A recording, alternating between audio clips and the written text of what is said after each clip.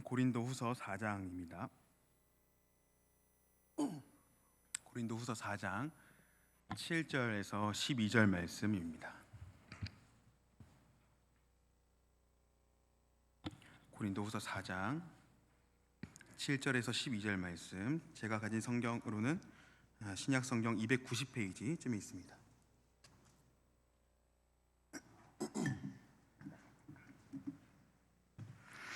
우리 한 목소리로 함께 합독하며 말씀을 받겠습니다. 우리가 이 보배를 질그릇에 가졌으니 이는 심히 큰 능력은 하나님께 있고 우리에게 있지 아니함을 알게 하려 함이라. 우리가 사방으로 우겨쌈을 당하여도 쌓이지 아니하며 답답한 일을 당하여도 낙심하지 아니하며 박해를 받아도 버림바 되지 아니하며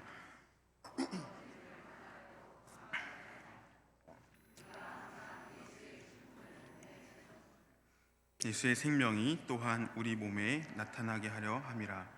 우리 살아있는 자가 항상 예수를 위하여 죽음에 넘겨짐은 예수의 생명이 또한 우리 죽을 육체에 나타나게 하려 함이라.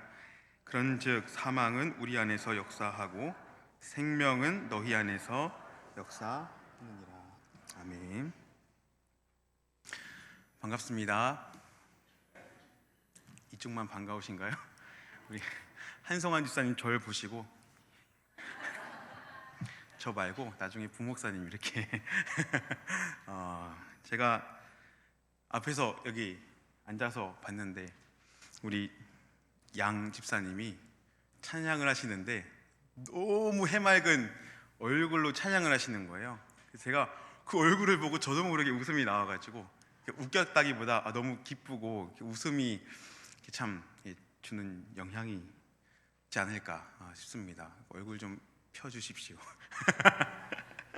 제가 우리 교회 와서 처음으로 이 자리에 서게 됩니다. 이 앞에서는 수요 예배 때 종종 이렇게 서서 말씀을 전하기도 했는데 이 자리는 처음입니다. 새로운 감정이라기보다 그래도 회중석으로부터 좀 멀어져 있으니까 조금은 작게 보이죠? 줌을 너무 가까이 해주지 마십시오. 방송팀은 작게 보이고 싶은 이 마음이 있는데 우리 교역자분들 중에 저만큼 체격이 있는 분이 없어가지고 늘 작게 보이고 싶은 이 심정을 이해하실까 모르겠습니다. 예전에 그 실명은 언급하지 않는데 김땡 호 목사님이라고 가끔 그립습니다. 그래도 저의 이 등치를 커버해 주신 유일한 분이셨는데 아무쪼록 작게 보일 수 있게 돼서 참 감사하고 다행입니다. 믿으실지 모르겠지만 저도 굉장히 날씬하던 때가 있었습니다. 태어날 때 말고 왜 비웃으시는 거 아니시죠? 태어날 때 말고요. 저도 꽤나 외모에 신경을 썼던 사람입니다. 공감을 안 해주시고 믿음이 부족하시고 예전에 정말 날씬했었습니다. 제 아내가 증인인데 아까 낮에 제가 좀 오래 있다가 늦은 시간까지 스케줄이 있어서 먼저 보냈는데 예전에 정말 날씬했습니다. 헬스장에서 웨이트도 꽤 하면서 우리 일상 장로님만큼 이렇게 근육은 아니지만 그래도 근육도 많이 키웠었어요. 말해봤자 무슨 소용입니까? 그죠? 지금 이 모양인데. 근데 여러분도 그런 생각을 종종 이렇게 하시지 않습니까? 내가 20-30년 전만 해도 이러진 않았다. 나도 한때 잘 나갔는데 하면서 과거의 그 어떤 영광에 취해서 그 영광에서 벗어나지 못하는 분들 아마 있으실 겁니다. 사실은 모두가 그렇죠. 우리는 언제나 그러한 외적인 것으로 자신의 존재를 드러내고 싶고 그렇게 그게 객관적이든 주관적이든 상관없이 겉모습으로 사람을 평가하고 또 겉모습으로 사람을 기억하기도 합니다. 어쩌면 우리 신앙생활도 마찬가지인 것 같습니다. 잘 생각해 보시면 우리의 신앙도 외적인 것으로 평가될 때가 참 많습니다.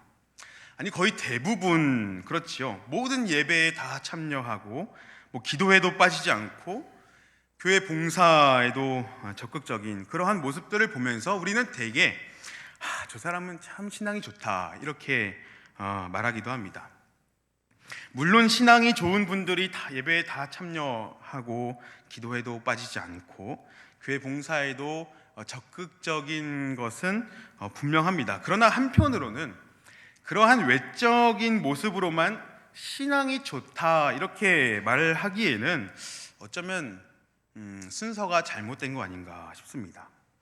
성경에 열매로 나무를 안다는 말이 있는데 그 말은 교회 봉사를 열심히 하면 그 사람은 좋은 나무다 또는 좋은 신앙인이다 라는 어떤 이 평가 기준을 제시하는 말이 아니라 좋은 나무는 좋은 열매를 맺을 수밖에 없다라는 이 명제적인 가르침입니다.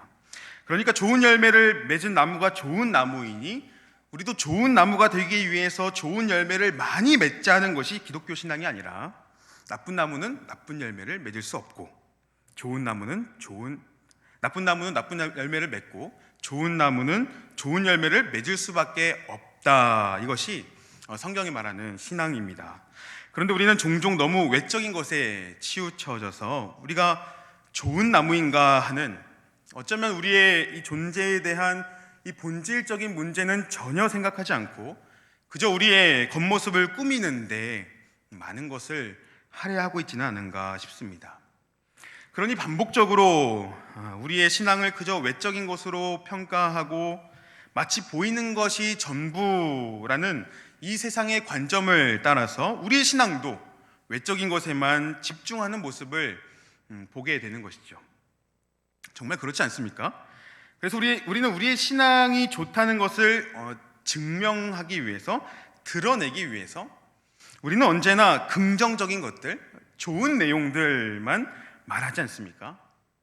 기도 열심히 했더니, 교회 봉사 열심히 했더니 하나님이 이렇게 복 주셨다, 이런 성공적인 결과와 평가들로 우리의 신앙을 드러내고 싶어 한다는 겁니다. 열심히 하나님 믿고 섬겼더니 내가 가난해졌다, 이런 말은 들어본 적이 없지요. 잘 하지도 않고 그렇게 되기도 싫습니다. 오히려 반대로 열심히 하나님 믿고 섬겼더니 이렇게 잘 되었다라는 것을 하나의 신앙의 표준으로 삼고 그것을 목표 삼기도 합니다. 그래서 우리도 그러한 신앙인이 되려고 부단히 노력한단 말입니다. 예수 믿어서 더 나은 삶을 지향하고 사업도 잘 풀리고 매일 행복하고 그러한 것에 우리의 신앙의 초점이 맞춰져 있다는 것이죠. 그러다 보니 몸은 예배당에 와 있는데 우리 인생을 해석하는 그 관점은 여전히 세상적인 것입니다. 세상의 부자들, 이웃집 아주머니, 직장 동료들이 주말마다 좋은 차 끌고 골프 가방 트렁크에 탁 놓고 아침에 오는데 등산객들이 얼마나 많던지요. 등산 가고 여행 다니는 모습을 보면서 우리 안에 그들을 부러워하는 마음이 여전히 조금은 자리 잡고 있는 것은 무엇입니까? 여전히 우리의 삶을 해석하는 관점이 세상적이기 때문이 아닐까 싶은 겁니다. 우리는 예수님을 믿지만 어쨌든 예수 믿어서 잘 되고 싶고 예수 믿어서 모든 문제가 해결되고 싶어 합니다. 그래서 힘들어도 신앙을 지키려고 예배도 하고 여러 봉사도 하지요. 물론 우리가 정말 하나님의 은혜에 감사해서 이런저런 봉사를 하지만 그러나 그렇게 우리처럼 살지 않아도 잘 먹고 잘 사는 건강하게 살아가는 사람들을 보면 가끔은 부럽고 한편으로는 공허함이 찾아오기도 한다는 겁니다. 왜 그렇습니까? 우리의 관점이 여전히 세속적이기 때문이며 신앙의 표준을 우리의 겉사람에 두었기 때문입니다. 이러한 생각에 사로잡혀서 때로는 우리의 신앙이 정체될 때도 없지 않습니다. 열심히 신앙생활을 하면서 이곳저곳에서 봉사하고 많은 사역을 감당하다가도 그 세속적인 욕망이 우리 내면에서 꿈틀거릴 때면 과연 이러한 삶을 사는 게 행복한가? 이게 행복한 삶인가? 싶은 생각이 들 때가 있죠. 그러면 갑자기 이 주말 이 꿀 같은 시간이 아깝기 시작하고 시간 허비하는 것 같고 그래서 이 자리에 앉아있는 자신의 모습이 가끔은 그러한 세상적인 관점으로 볼 때 초라해 보일 때도 있습니다. 여러분, 우리 안에 왜 이러한 마음과 이 내면의 갈등이 생기는 겁니까? 우리는 이 신앙의 여정을 걸어가면서 자꾸 이러한 현실에 부딪혀서 그 현실적인 만족과 세상적인 성공으로부터 우리의 삶이 멀어지면 신앙이 정체되고 괜히 입술이 나온단 말입니다. 그러면서 하나님께 막 호소하죠. 도대체 하나님, 제가 이렇게 열심히 교회 봉사하고 섬겼는데 직장에서 버겁고 어려운 일 당할 때에도, 억울한 일 당할 때에도 그리스도인으로서 죄에 안 지으려고 이렇게 저렇게 발버둥치며 열심히 신앙생활을 했는데 왜 여전히 저의 생활은 그다지 좋아지지 않으며, 왜 건강은 회복되기는커녕 질병으로 고생하게 되며, 왜 사업은 늘 잘 풀리기는커녕 계속되는 불안과 걱정만 늘어나는 겁니까? 하면서 하나님께 호소한단 말입니다. 우리 신앙의 열심이 우리의 현실을 더 나은 삶으로 이끌어줄 것이라는 그 막연한 기대가 있는데 그 기대가 충족되지 못할 때 우리는 이러한 혼란을, 신앙의 정체를 겪는 것이죠. 어쩌면 저는 이러한 모습이 기독교 성공주의가 우리에게 가져다준 폐해라고 생각하고, 신앙의 표준을 우리의 외적인 모습에 두면서 신앙이라는 이름으로 자신의 욕망을 성취하려는 헛된 야망이, 또는 그 야망의 잔상이 죄악된 우리의 본성 가운데 남아있기 때문이라 생각을 합니다.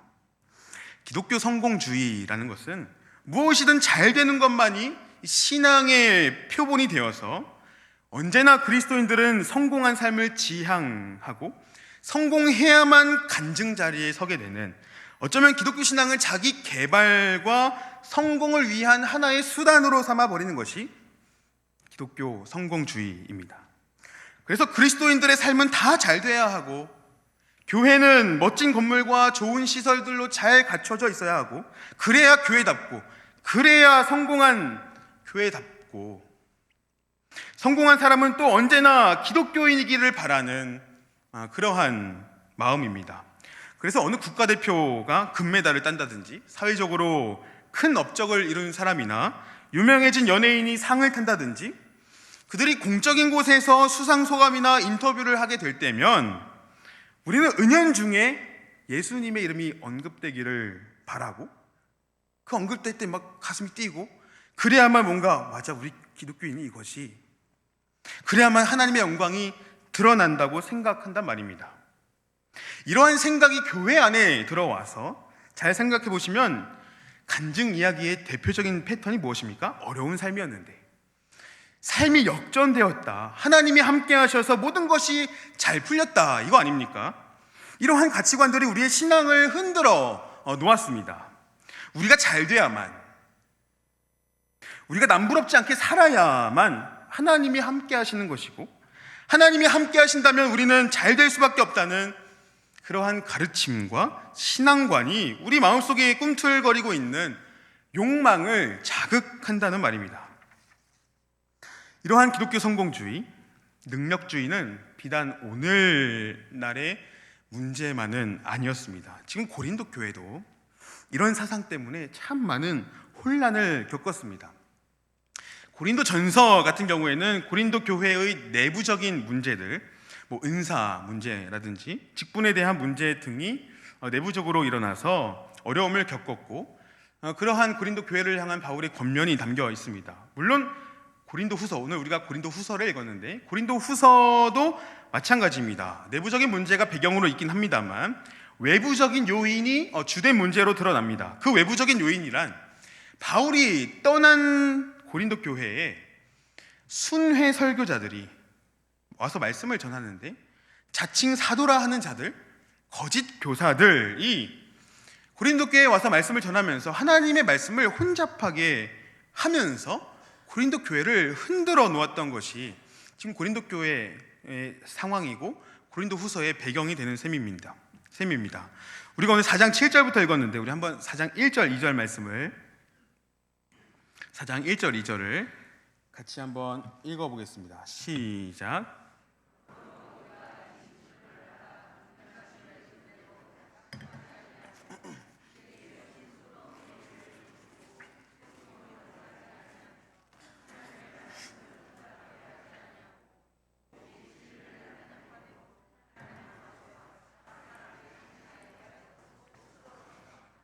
아멘. 바울이 하나님의 말씀을 혼잡하게 하지 아니하고 오직 진리를 나타낸다는 말을 하는데, 이런 바울의 생각은 2장 17절에도 일관되게 기록되어 있습니다. 바울 자신이 고린도 교회에 편지하면서 하나님의 말씀을 혼잡하게 하지 않는다고 말하는 이유는, 지금 고린도 교회에 거짓 교사들이 들어와서 거짓 가르침을 전하며 하나님의 말씀을 혼잡하게 하고, 그렇게 고린도 교회를 흔들어 놓았기 때문입니다. 율법을 지켜야 구원을 받는다든지, 또는 자신들의 어떤 우월감을 드러내면서 신비적이거나 초자연적인 능력을 가졌다는 말로 교인들을 현혹하기 시작하고, 우월의식에 빠져서 능력 있는 이 자신들만이 진정한 사역자다라는 말로 교회를 흔들어 놓았던 것이죠. 기독교 성공주의, 이 능력주의에 빠져서 당시 경쟁사회에서 살아남는 사람만을 신앙의 표본으로 삼고, 그래서 교회 안에서도 사회적으로 경제적으로 우월한 사람만 높이고, 그러한 사람이 성공한 신앙인이라는 그러한 분위기를 형성하여 성도들에게 헛된 야망을 심어 놓았던 겁니다. 그래서 참 신앙이란 뭐든지 다 잘 되는 삶을 살아가는 모습으로 증명된다고 가르치고, 약함이나 고난이나 궁핍함은 예수를 믿는 사람에게 나타나서는 안 되며, 아니 그러한 삶에서 벗어나서 강하고 아프지 않고 궁핍하지 않은 신앙인이 되어야 한다고, 그렇게 되기를 위해서 노력해야 한다는 거짓 가르침을 전했던 겁니다. 그래서 교회 공동체 안에서 돈이 많거나 사회적인 지위가 높은 사람에게는 좋은 자리를 내어주고, 그것이 마치 이 신앙의 표준인 것 마냥 우러러 보게 하고, 그렇지 못한 사람들에게는 조금 하대하는 거짓 교사들, 거짓 설교자들이 외부로부터 교회를 들어와서 흔들어 놓았던 겁니다. 고린도 교회에 이러한 분위기가 형성되다 보니 그런 세속적인 성공과 우월감이 신앙의 기준이 되었고, 그 기준으로 서로를 대하다 보니 사랑은 없어지고 평가하기 바쁘고 그저 능력 있는 사람만을 우러러 보게 되었던 것입니다. 성도들이 이러한 가치관에 젖다 보니 그들에게 정말 형편없어 보이는 한 사람이 생각나게 되었는데, 누구였겠습니까? 바울입니다. 고린도 교회에 지대한 영향을 미쳤던 바울이 이제는 너무 형편없어 보이는 거죠. 왜 그렇습니까? 바울은 예수 그리스도의 사도인데 고난도 당하고 박해도 받고 궁핍함에 처하지도 않았습니까? 그러니까 거짓 교사들은 그게 말이 되냐는 식으로 바울의 사도직을 깎아내리고, 저 바울과 같이 약한 사람은 사역자로서 자질이 안 되고 참 사역자가 아니다, 이렇게 비판하면서 교회의 분위기를 형성하고 그렇게 교회를 흔들어 놓았던 겁니다. 그러니 이러한 기독교 성공주의에 현혹된 이 교인들이, 고린도 교회 성도들이 지금 바울에게 묻는 것이죠. 당신이 정말 사역자 맞냐? 사역자의 꼴이 그게 뭐냐? 참 사역자라면 능력 있고 아픈 데도 없어야 하고 상처도 없고 박사학위 한 3개 정도는 가지고 있어야 하는 거 아니냐 하면서 바울에게 따지고 있는 것이죠. 이들에게 신앙이란 그런 성공적인 삶으로 증명되는 것이라고 생각했기 때문입니다. 그러나 여러분, 이것은 바울이 전한 복음과는 정반대입니다. 우리 잠깐 1장으로 한번 가보셔서 고린도후서 1장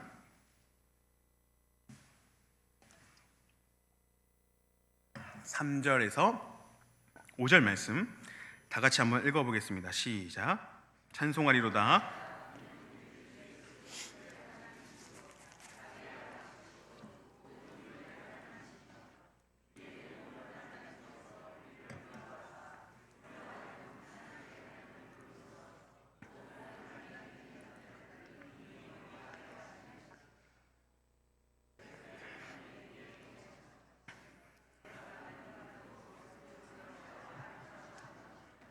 아멘. 바울은 기독교 신앙을 성공주의와 능력주의에 빗대어 생각하거나 전하지 않았습니다. 바울이 전한 복음이란 예수 믿어서 가난과 궁핍함으로부터 벗어나는 그렇게 만사형통하게 되는 그러한 인생이 되는 것이 아닙니다. 거짓 교사들이 가르치고 전했던 것처럼 예수를 믿는 것이란 어려움을 당하지 않고 아픔도 겪지도 않고 가난을 경험하지도 않으며 환난이 없는 인생이라고 바울은 말하지 않았습니다. 오히려 뭡니까? 4절에 우리의 모든 환난 중에서, 또 5절에 그리스도의 고난이 우리에게 넘친 것 같이 라고 바울이 말합니다. 무엇입니까?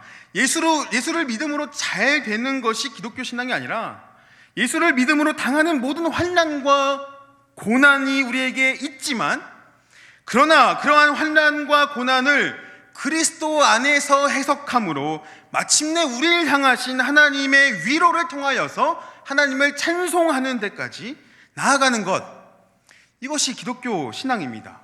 거짓 교사들은 예수를 믿으면 환난이 없고 모든 것을 능력 있게 잘 해낼 수 있고 부유한 삶과 좋은 지위를 얻을 수 있으며 성공한 인생, 영광스러운 삶을 살 수 있다고 교회를 흔들어 놓았지만, 그러나 바울은 오히려 자신의 환난과 고난과 역경, 자신이 당한 상처와 어려움, 자신의 약함을 더 드러내면서 역설적으로 자신의 신앙과 우리가 함께 추구해야 할 바른 신앙의 표준을 권면하고 있는 겁니다. 그저 고난을 피하고 어려움이 없는 신앙의 삶이 우리가 추구해야 할 것이 아니라 모든 환난 중에 우리를 위로하시는 하나님을 찬송할 수 있는 데까지 나아가는 것, 이것이 우리가 함께 추구해야 할 신앙인 것입니다. 그리스도의 고난이 우리에게 넘칠 때 우리가 받는 위로도 그리스도로 말미암아 넘친다는 것까지 알아야 하는 것이죠. 그렇게 우리의 고난이 그리스도로 재해석되고 그리스도 안에서 위로를 얻는 삶을 살아가게 되는 것입니다. 이로써 바울은 자신의 약함을 애써 부정하지 않습니다. 오히려 있는 그대로 드러내면서 참 신앙이 무엇인지를 변증하고 있는 셈입니다. 그래서 오늘 본문 7절을 한번 보십시오. 가장 7절, 바울이 뭐라고 말합니까? 우리가 이 보배를 질그릇에 가졌으니, 먼저 여기 제가 죄송합니다. 같이 읽자고 할 때 읽어주세요. 우리가 이 보배를 질그릇에 가졌으니, 먼저 여기 보배라는 것은 바로 앞에 6절을 보시면 6절에 있는 예수 그리스도의 얼굴에 있는 하나님의 영광을 아는 빛입니다. 그게 보배입니다. 그러니까 하나님의 영광을 아는 빛인데, 그 하나님의 영광이 어디에 있습니까? 예수 그리스도의 얼굴에 있는 하나님의 영광입니다. 예수 그리스도가 어떤 분이십니까? 이 땅에 오셔서 고난 당하시고 십자가에 달려 죽으시고 부활하시고 승천하신 우리의 구원자이십니다. 그러니까 그 예수 그리스도의 얼굴에 하나님의 영광이 있다는 말은 하나님이 자신의 영광을 드러내시는 방식, 하나님의 하나님 되심이란 예수 그리스도의 십자가에서 계시되었다는 것입니다. 하나님의 영광은 세상이 추구하고 바라는 어떤 부귀영화의 삶의 비추인 것이 아닙니다. 하나님의 영광은 그리스도께서 죽지 않으시고 초인적인 능력으로 세상을 정복하시는 그러한 그리스도를 통하여 드러난 영광이 아니라 그리스도의 고난과 죽으심을 통하여 드러난 영광입니다. 종교개혁자 루터는 이것을 가리켜 십자가의 신학이라 했습니다. 십자가에 달리신 그리스도의 고난을 통해 자신을 계시하시는 하나님의 영광입니다.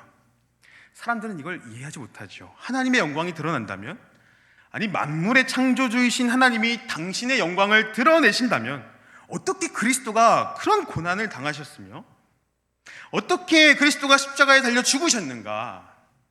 그게 어떻게 하나님의 영광을 드러낸단 말인가? 적어도 하나님의 영광이 예수 그리스도의 얼굴에 있다면 예수 그리스도는 고난이 아니라 어떤 성공한 인생의 표본이 되어야 하고, 모든 일이 잘 풀려서 제자들과 사람들로부터 선망의 대상이 되어야 하는 거 아닌가?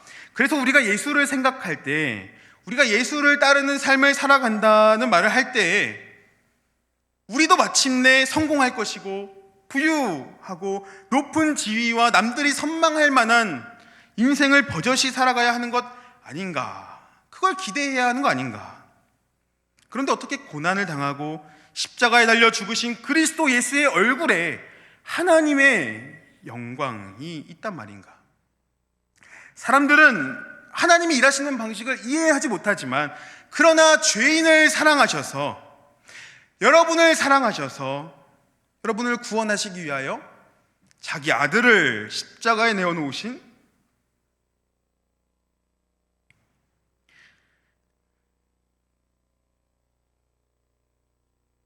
하나님의 구원의 경륜을 깊이 생각할 때 우리는 하나님의 무능력이 아니라 하나님의 영광이 드러남을 알게 되는 것입니다. 십자가의 도가 멸망하는 자들에게는 미련한 것이지만 구원을 받는 우리들에게는 하나님의 능력이기 때문입니다. 그 하나님의 영광을 아는 빛, 그것이 바로 바울이 말한 보배입니다. 그런데 그 보배를 어디에 가졌다고 합니까? 우리가 이 보배를 질그릇에 가졌으니. 우리는 여기서 자꾸 혼동합니다. 질그릇인 우리 안에 보배가 담긴 것이지 우리가 보배가 돼야 하는 것은 아닙니다. 그런데 기독교 성공주의에 젖어서 우리는 자꾸만 우리의 삶이 보배가 되기를 추구하고 그것이 신앙의 표준이라 생각한다는 말입니다. 그래서 우리는 질그릇이 아니라 금그릇이 되기를 원하고, 이런 욕망을, 아니 때로는 정말 순수하게 예수 믿는 사람들은 다 잘 돼야 돼, 그래야 하나님 영광 받으시고 복음도 잘 전해지지 라고 생각하기도 하죠. 그래서 정말로 우리가 하나님의 영광이 드러난다고 생각하고 표현하는 것의 대부분이 뭡니까? 유명한 사람 입에서 나오는 간증, 어느 대기업 CEO의 입에서 나오는 신앙적인 언어, 그런 거 아닙니까? 꼭 그렇지 않아도 적어도 보배를 담은 그릇이라면 그 보배의 가치를 드러내기 위해서 그에 맞는 그릇에 담아야 하는 것 아니냐는 그런 생각을 하기도 한단 말입니다.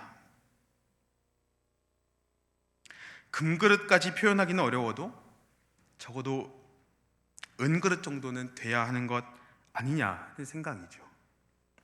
예수 그리스도의 얼굴에 있는 하나님의 영광을 담고 살아가는 인생이라면 우리의 인생은 은빛 정도는 내야 하는 것이 우리 안에 있는 그 보배를 더 가치 있게, 아니 그 보배를 있는 그대로 보일 수 있는 것 아니냐는 말입니다.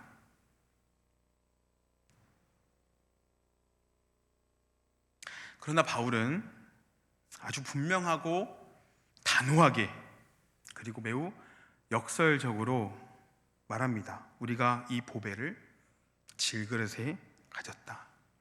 질그릇, 깨지기 쉽고 깨지면 버릴 만한 쓸모없는 그릇, 금과 은에 비해서 전혀 가치가 없는 질그릇에 가졌다는 겁니다. 여기서 말하는 질그릇이란 썩을 수밖에 없고 질병과 가난과 고난을 짊어지고 살아가는 우리의 이 육신을 말합니다. 우리의 연약한 인생, 고난과 가난과 상처와 아픔으로 뒤덮인 이 인생의 그 귀한 복음, 예수 그리스도의 얼굴에 있는 하나님의 영광을 아는 빛을 가졌다는 말입니다. 왜 그렇습니까? 이는 심히 큰 능력은 하나님께 있고 우리에게 있지 아니함을 알게 하려 함이라. 만일 복음의 능력이 우리의 어떠함에 달려 있다면 기독교 성공주의가 말하는 것처럼 예수 믿으면 모든 것이 잘 되고 무조건 건강도 다 회복되고 사업도 번창하는 것이 맞다면 오늘 저와 여러분이 살아가는 이 현실을, 우리가 당하고 있는 아픔과 상처와 고난을 어떻게 해석해야 한다는 말입니까? 우리는 예수를 믿고 살아가는데 우리의 현실은 여전히 일이 잘 안 풀리고 고난의 연속이며, 왜 우리 주변에는 그렇게 질병으로 아픈 사람들이 힘들어하는 사람들이 많냐는 겁니다. 예수를 믿어도 우리의 현실이 이렇게 아프고 괴로운데 이러한 현실을 그저 기독교 성공주의 관점으로 해석하면 우리는 실패한 인생밖에 더 됩니까? 그러나 아주 역설적이게도 바울은 우리의 이 아프고 괴로운 현실을 애써 부정하지 않습니다. 그것을 있는 그대로 인정하고 드러내면서 이렇게 말하고 있는 겁니다. 심히 큰 능력은 우리에게 있지 않고 하나님께 있기에 그 하나님의 영광을 담고 있는 질그릇이기에 우리가 사방으로 우겨쌈을 당하여도 쌓이지 않고 답답한 일을 당하여도 낙심하지 않으며 박해를 받아도 버림받지 아니하며 거꾸러뜨림을 당하여도 망하지 않는다고 말하는 겁니다. 왜 그렇습니까? 질그릇같이 연약한 우리 인생이지만 하나님께서 그러한 우리 안에 보배를 담으셨기 때문입니다. 그렇게 연약한 우리들이지만 수많은 고난 가운데서 하나님의 능력과 위로를 경험하게 하시고 마침내 그리스도 안에서 하나님을 찬송하는 인생으로 빚어가시는 하나님의 손길입니다.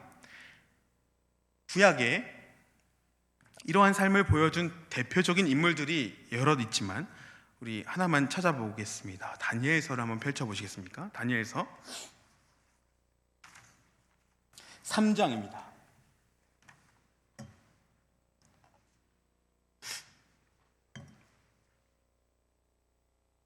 다니엘서 3장 16절에서 18절 말씀입니다. (1237페이지) 다니엘서 3장 16절에서 18절 말씀 우리 한 목소리로 함께 읽어봅니다. 시작. 사드락과 메삭과 아벳느고가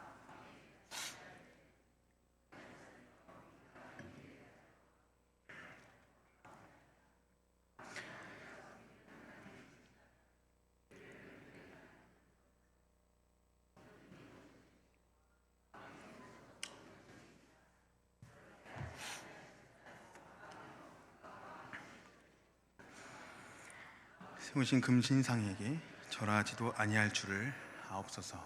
아멘. 우리가 잘 아는 다니엘의 세 친구들의 이야기입니다. 금신상 앞에 절하지 않는다는 소식이 들리자 느부갓네살은 세 친구들을 협박하기 시작합니다. 절하지 않는다면 맹렬히 타는 풀무불에 집어 던져버릴 것이다. 이 말을 들은 세 친구들이 어떻게 합니까? 16절에 느부갓네살이요, 우리가 이 일에 대하여 왕에게 대답할 필요가 없나이다.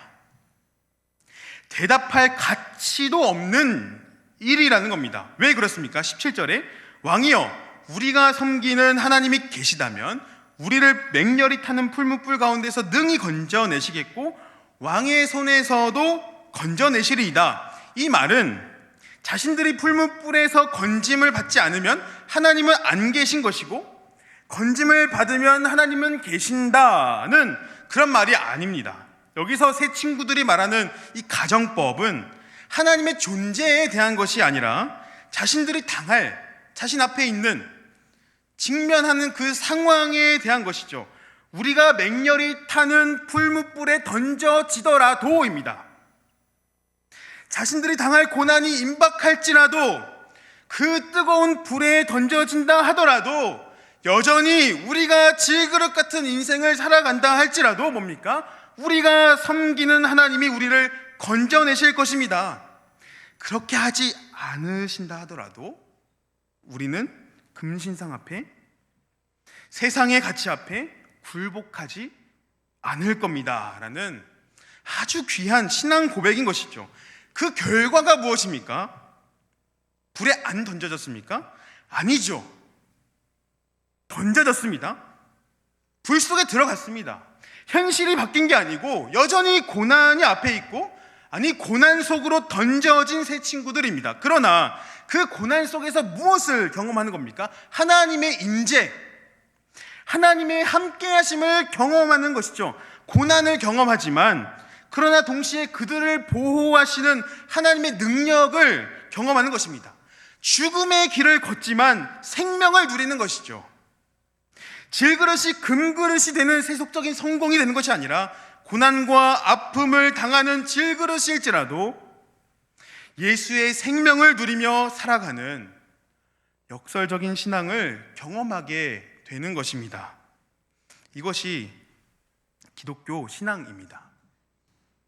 그래서 바울은 이렇게 말합니다. 오늘 본문 10절이죠. 우리가 항상 예수의 죽음을 몸에 짊어짐은 예수의 생명이 또한 우리 몸에 나타나게 하려 함이라. 우리 살아있는 자가 항상 예수를 위하여 죽음에 넘겨짐은 예수의 생명이 또한 우리 죽을 육체에 나타나게 하려 함이라.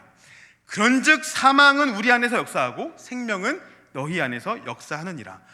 우리가 항상 예수의 죽음을 몸에 짊어진다는 말은 우리가 당하는 고난과 어려움과 아픔과 상처를 말합니다.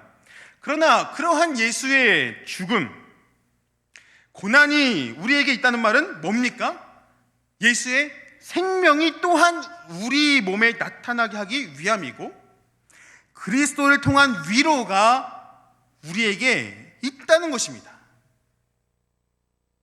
그러니까 하나님께서 지금 바울이라는 사람, 이 바울을 통해서 드러내시는 것은 하나님이 일하시는 방식은 거짓 교사들이 말하는 우월의식, 성공한 삶, 잘되는 인생으로 하나님의 영광을 드러내시는 것이 아니라 그리스도의 고난과 죽으심에 동참하는 인생. 비록 세상적으로 보기에 부족해 보여도 하나님은 그러한 질그릇과 같은 인생에 보배를 담으신다는 것입니다. 그렇게 하나님은 그릇 자체를 빛내심으로 보배를 감싸시는 것이 아니라 연약한 질그릇에 보배를 담으심으로써 보배 자체를 드러내시고 그 보배가 드러나는 인생이 얼마나 존귀한 인생인가를 알게 하시는 것입니다. 그 존귀한 자들이 바로 이 자리에 계신 여러분이신 것이죠. 그래서 우리가 이 복음의 증인으로 살아가면서 당하는 고난이 분명히 있고 연약함이 드러나는 삶을 살아갈 뿐이지만 우리 안에 있는 예수의 생명으로 말미암아 낙심하지 않는 것입니다. 복음의 능력이 우리의 어떠함이 아닌 오직 하나님께 있기 때문입니다. 우리는 이 역사를 삶으로 짊어지고 살아가는 그리스도인입니다. 마지막으로 바울의 고백을 한번 읽으면서 말씀을 맺겠습니다. 고린도후서 6장입니다. 고린도후서 6장. 전혀 의도하지 않고 전혀 대화를 나눈 적도 없는데 부목사님 오전에 1, 2부 설교하실 때 고린도후서 6장을 이렇게 읽으셨습니다. 신기한데 안 신기하십니까? 고린도후서 6장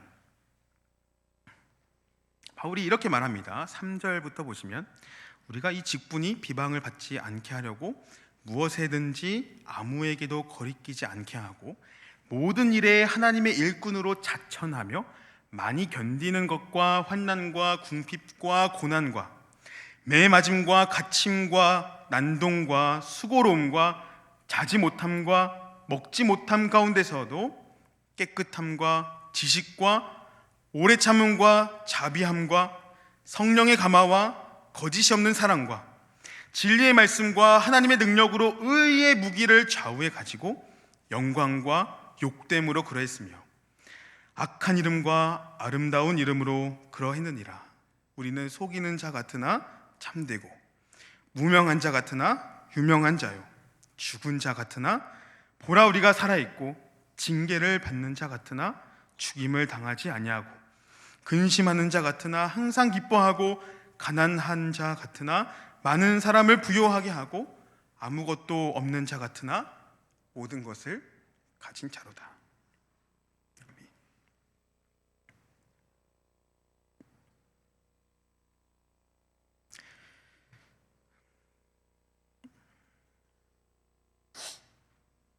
사랑하는 성도 여러분, 바울의 인생이 이 신앙을 증언했던 것처럼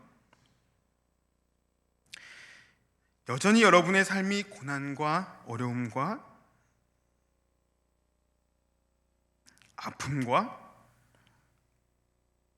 해결되지 않는 일과 정말 번뇌할 만큼, 잠을 못 이룰 만큼 심히 괴로운 현실을 살아가고 있다 하더라도 너무 낙심하지 마십시오.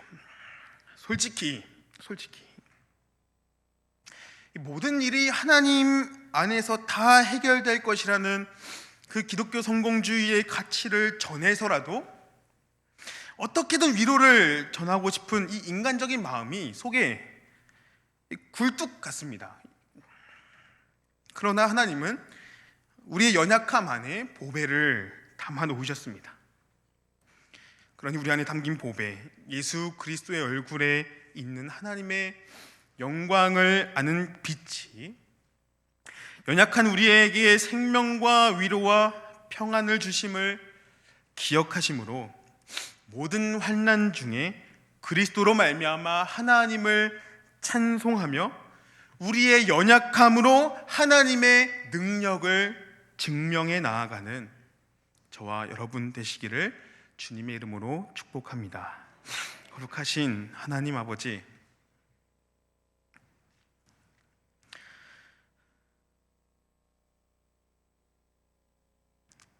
저희를 향하신 하나님의 신실하신 사랑과 은혜를 진심으로 감사합니다. 이 신앙의 여정을 걸어가면서 우리는 하나님의 신실